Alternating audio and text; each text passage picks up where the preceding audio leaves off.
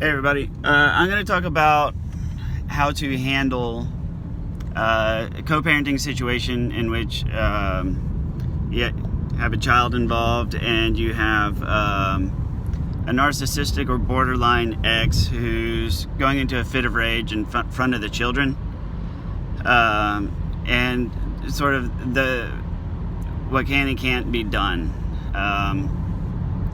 So I'll start by saying it's an enormously complex situation. Every situation's different. I can only speak to my own personal experience. It's a number of things can go wrong. So I'll start first with, you really have to know what kind of person you're dealing with. Narcissism and NPD, the disorder, are usually accompanied by additional disorders. It's almost always comorbid. The most common is in women. It's accompanied with borderline attributes, and in men it's accompanied by antisocial personality disorder attributes, which is actually a cluster A disorder. And with women, it's typically accompanied by borderline personality disorder, and that's in cluster B, same as NPD. So I bring these up because with antisocial personality disorder, that is the disorder that the majority of male prison inmates are classified as having. Antisocial doesn't mean you're quiet and introverted. Antisocial means that you really just have no respect for the bounds of the law or the way society typically operates. In other words, it's the whole standpoint of, it's not illegal, so it's okay, right? So they justify bad behavior by saying it's not illegal. And even if it is illegal, they still find other means of justifying it. It's against the law, but the law really ought to be changed, right? Borderline disorder is characterized by an inability to recover from some sort of emotional injury, right? So when you get your feelings hurt or when you're angered, there is an inability to recover on your own. And so these are, you can see these videos on YouTube all the time of, quote, women having meltdowns over stuff. There's a video, a woman has a meltdown in a Taco Bell because she wanted something from a hamburger or something like that. More recently on my Facebook group, I shared a post. It was a video from an airplane where a woman hit her boyfriend or husband over the head with a laptop, broke a laptop over his head because he looked at a female passenger.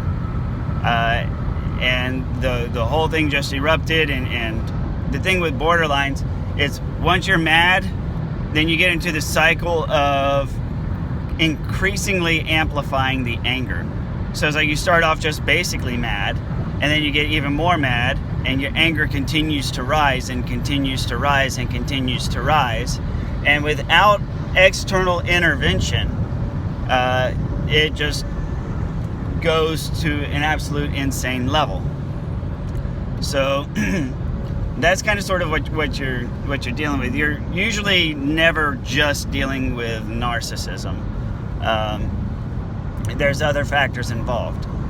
So what to do when you're dealing with a co-parent and a fit of narcissistic rage, and the children are forever present, right? Step one, diffuse the situation.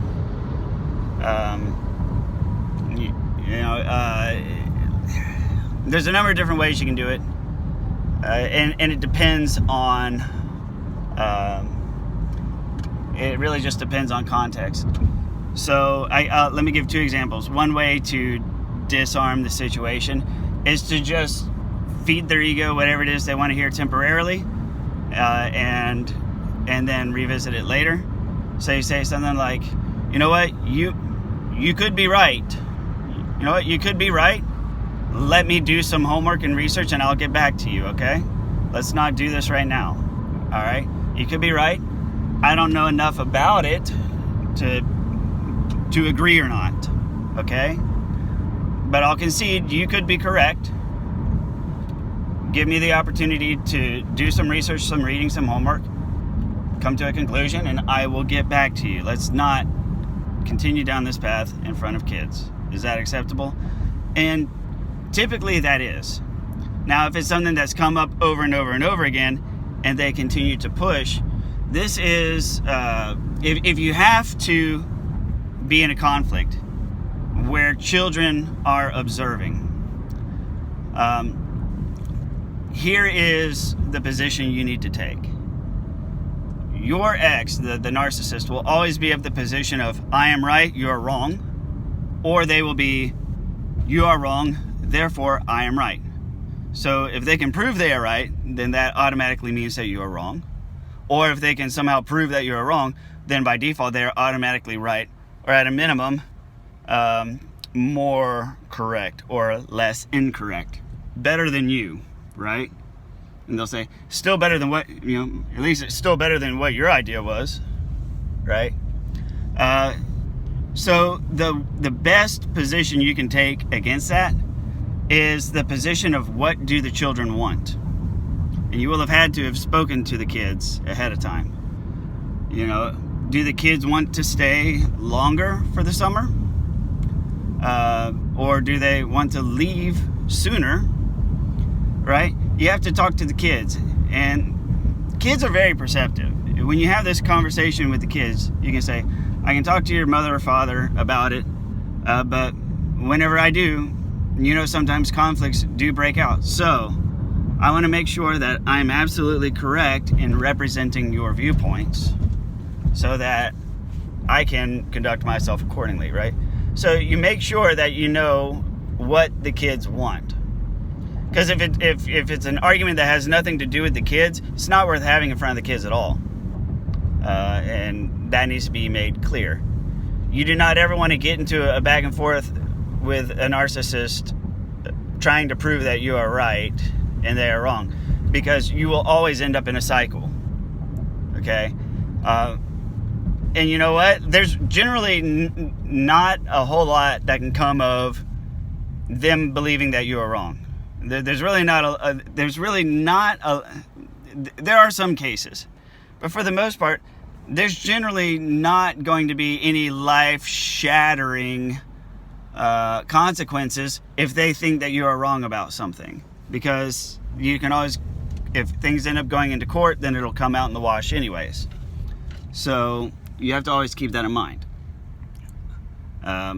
It's generally fine for them to think that they're right, at least for the time being, because you can always revisit later. The kids have to be a priority there. Now, I have a whole playlist on the rules of engagement and dealing with narcissists. And so in that playlist, the repeating theme is that you have to understand accurately what the situation is that you're walking into. I liken it to the scene from to the whole movie The Exorcist, where the priests have to go into the room where there's this demon-possessed girl. Lots of crazy stuff's happening. Her voice is changing. She's levitating. Her head twists around. She's puking green stuff all over them. She's stabbing herself in the private parts with a cross. Books are flying around the room. All this other stuff. And what did the priests do? From the very beginning, they're like, don't acknowledge the beast. Keep your head down. We're here to do what we're here to do, and stick to it. So you have to really channel your inner priest of the narcissist priest of the exorcist, and understand that that's the situation you're going into. And the whole rules of engagement playlist will kind of sort of give you some tools for that. But suffice it to say that the short version is when kids are involved, your position should always be about what little Timmy, Billy, Sarah, or Susan wants, right? So the narcissist doesn't really know how to engage that when it's about the child. They don't know how to engage anything when it's about a child or about somebody else. And if it's combined with borderline personality disorder, what you're going to be facing is an ever increasing explosion of instability. If you're not present, it's a risky venture. It's a pretty risky venture if the kids are not with you, or if you're not present, right? If the kids are over at their house, that's a pretty bad time to have a battleground confrontation involving the kids, because inevitably your kids are going to receive blowback from the other parent. They're going to be called a traitor. They're going to be accused of throwing them under the bus or not playing for the right team. They're going to be made to feel guilty for having feelings, right? So you want to kind of avoid that, especially if your ex is known to have these self-amplifying cycles of psycho shit, to use medical terms. So with that in mind, when you're actually engaged in the conflict, it's not about them being right or wrong, because you already know. Like, and this is one of the things you have to mentally prepare for. You're never going to prove that they are wrong. You will never prove that you are right. Even when you are, you can be absolutely correct. You can point them. This is the crazy thing. You can literally point them and show them actual law and statutes, and point to the law and say, like, this is what the law actually says, and they'll say, well, it doesn't apply. Like, it still, like, doesn't matter to them because they're not wrong, and they're using emotional reasoning.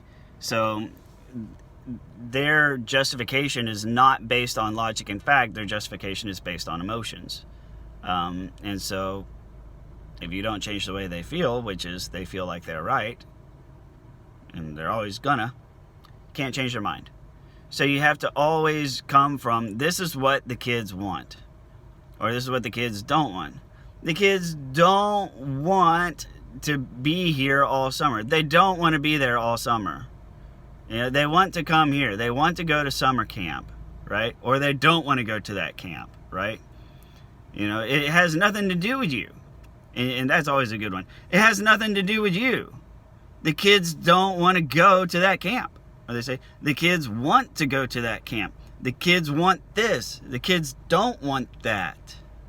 It's not about you. I don't give a damn if you think you're right or not. And you can even say that. I don't care if you think you're right. I don't care if you think I'm wrong. Because that's irrelevant. We're not talking about who's right and who's wrong. We're talking about, what do the kids want? And that's the big stick you have to swing. You have to say, it doesn't matter if you think you're right, and it doesn't matter if you think I'm wrong. That's not what we're talking about. We're talking about what the kids want to do, what the kids don't want to do, and how the children feel about it. And if that blows your mind, I can't help you. Think about the kids. So, I'm out of time. I hope this helps. Please like, comment, or share, and I'll see you on the next video.